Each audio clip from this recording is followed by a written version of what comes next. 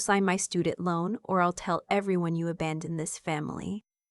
That was the text my brother sent me on a Tuesday morning while I was sitting in the parking lot of my office building, coffee going cold in the cup holder, trying to convince myself it was going to be a normal day. It wasn't. I sat there and read it 3 times. Not because I didn't understand the words, but because some part of me kept waiting for a follow-up message. A just kidding, or a laughing emoji, or literally anything that would make it less of what it clearly was. A threat. From my own brother. I typed "not happening" and hit send before I could talk myself out of it. Then I walked into work and spent the next 8 hours pretending my hands weren't shaking. Let me back up, because this didn't start with that text. It never starts with the thing that finally breaks you. It starts years earlier, with 100 smaller things you told yourself didn't matter. My brother is 31. I'm 29. Growing up, we weren't close the way some siblings are. We didn't confide in each other or cover for each other. But we weren't enemies either. He was just always there in the background of my childhood, doing slightly less than expected and somehow never being held accountable for it. My parents had a way of explaining away everything he did. He was sensitive. He was still finding his path. He just needed more time than other kids. By the time I was in high school, I had stopped waiting for him to find his path and started building my own. I worked through college. Waitressing, tutoring, whatever I could get. I graduated with a degree in accounting and about $18,000 in student loans, which I paid off in 3 years because I was terrified of debt and also because I'd seen what happened when you let things pile up. I'd watched my parents do exactly that my whole life.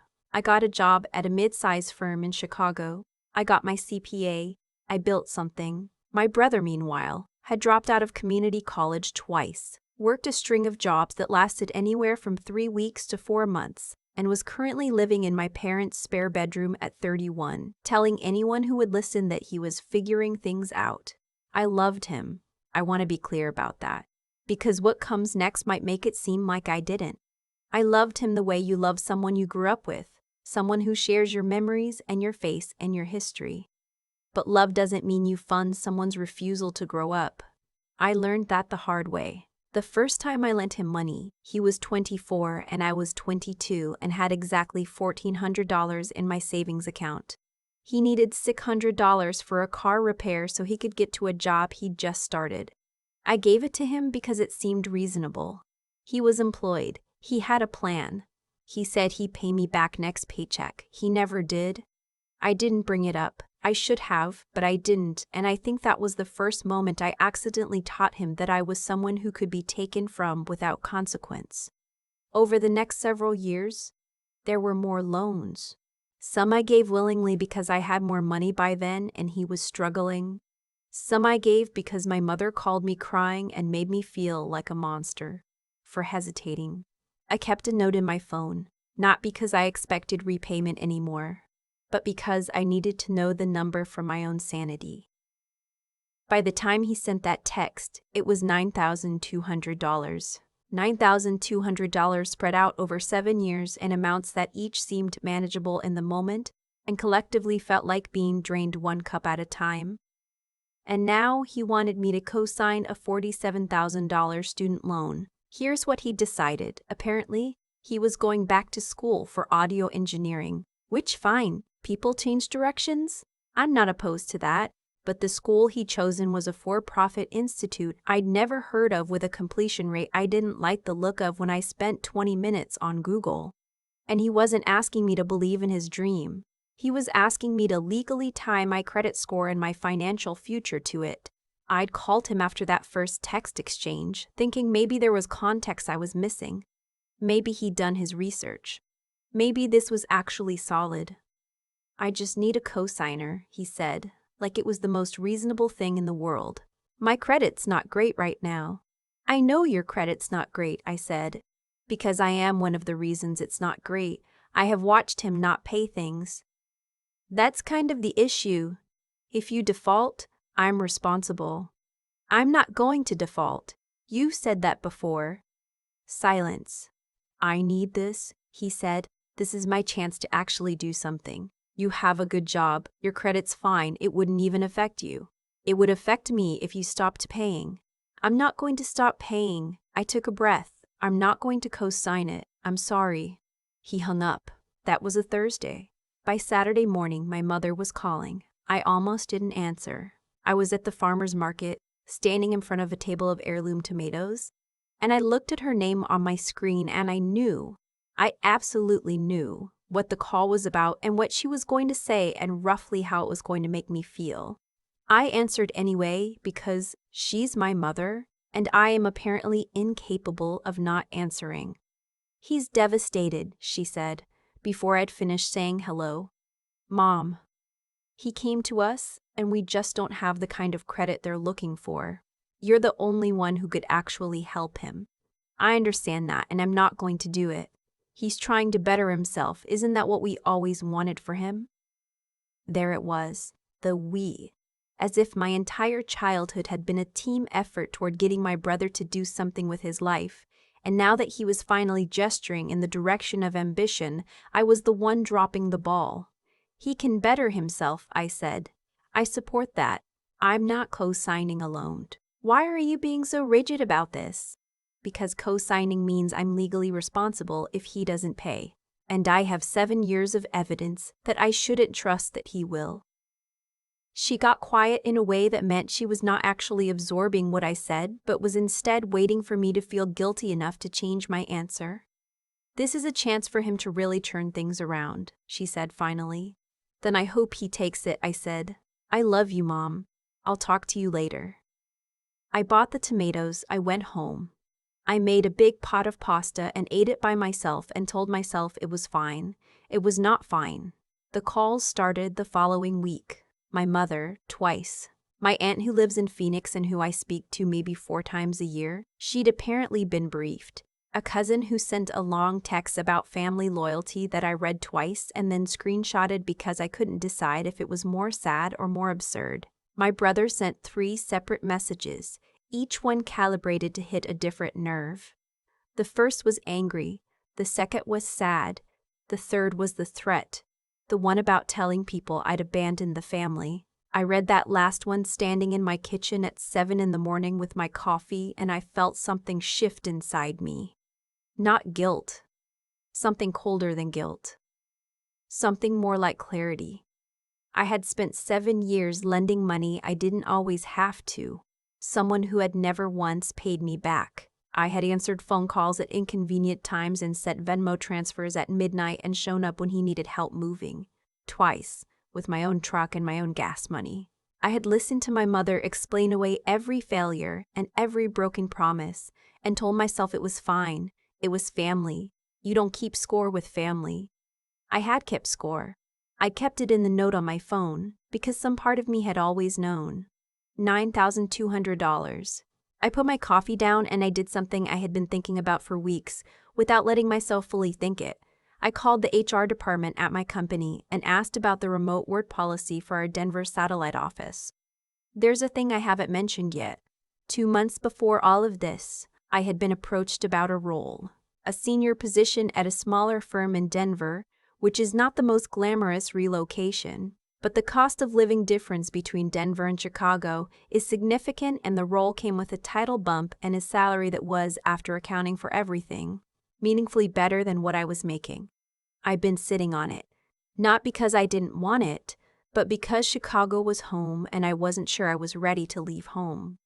Standing in my kitchen that morning, reading my brother's threat for the 3rd time, I thought, what exactly am I staying for?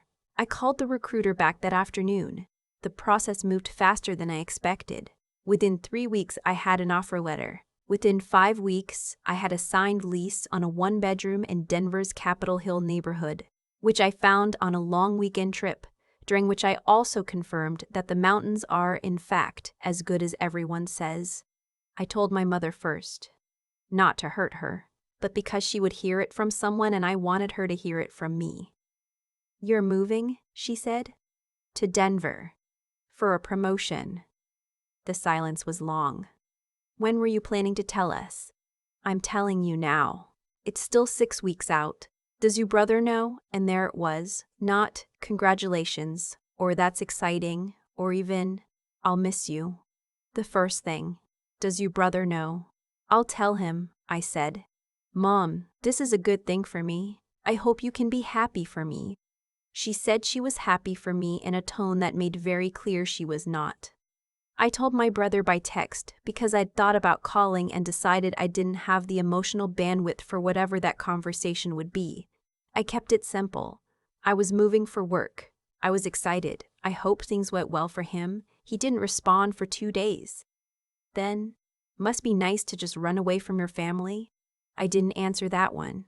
What I did, over the following weeks, was quietly and methodically disentangle myself from every financial thread that connected me to my family in ways I'd never fully examined. There weren't many. I'd always been careful. But there were some. A streaming service my mother used that was on my card. A roadside assistance membership I'd added my parents to years ago because it seemed like a kind thing to do. Small things, but things. I didn't cancel them dramatically or make an announcement. I just let them lapse and didn't renew. I also did something that felt uncomfortable in the moment, but that I have not once regretted since. I forwarded my brother's threat text to my mother and my aunt and the cousin who texted me about family loyalty. I didn't add commentary. I didn't explain or editorialize. I just forwarded it and said, I wanted you to have the full context of the conversations I'd been having. My aunt called me an hour later. She sounded different than she had when she was lobbying for my brother. Quieter. I didn't know he said that to you, she said. I know, I said. There was a pause. That wasn't right. No, I said. It wasn't. She didn't push me to reconsider the loan after that. Moving day was a Saturday in early March. I'd hired movers, a thing I could finally justify because I was making more money and also because I have moved myself 4 times and I am done. My best friend came over the night before and we ordered pizza and sat on the floor of my half-empty apartment and she told me she was proud of me and I cried a little. Just for a minute because it hit me all at once that I was actually doing this. I want to be honest about the grief in it because I think sometimes when people tell stories like this, the stories about finally saying no, finally leaving, finally choosing yourself, they flatten it into something triumphant and uncomplicated. And it was triumphant in its way, but it wasn't uncomplicated. I grieved the version of my family I'd wanted us to be. The one where my brother and I were actually close, where my mother celebrated my promotions the way she celebrated his smallest efforts, where I wasn't always the one being asked to give and never the one being thought of. I grieved that. I let myself feel it in the car on I-80 somewhere in Iowa, just the grief of it, before I made myself put it somewhere manageable. My mother didn't come to help me move. I hadn't expected her to. My brother didn't reach out. I hadn't expected her to. My brother didn't reach out. I hadn't expected that either. What I hadn't expected was a card in the mail 2 weeks after I arrived in Denver from my aunt in Phoenix.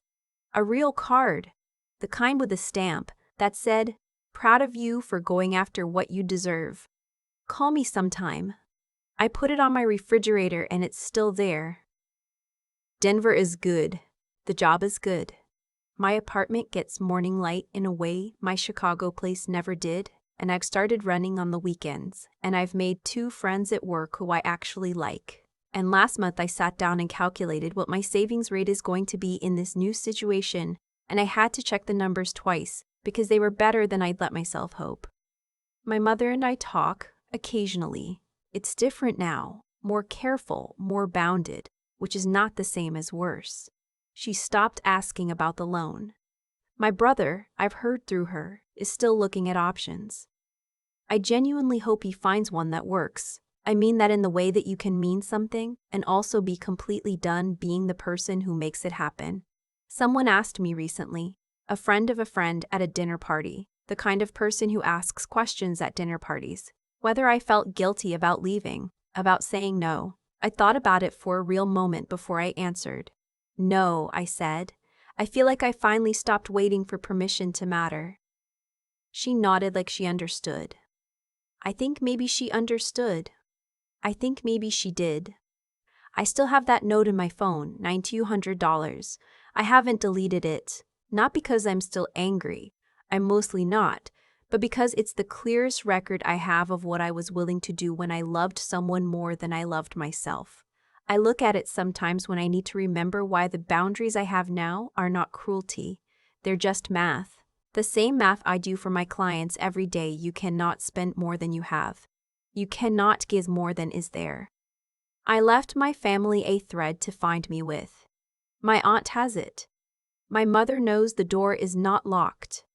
But I am done standing in the doorway waiting to be chosen. Denver gets about 300 days of sunshine a year. I checked before I signed the lease. I am learning what it feels like to stand in all of it.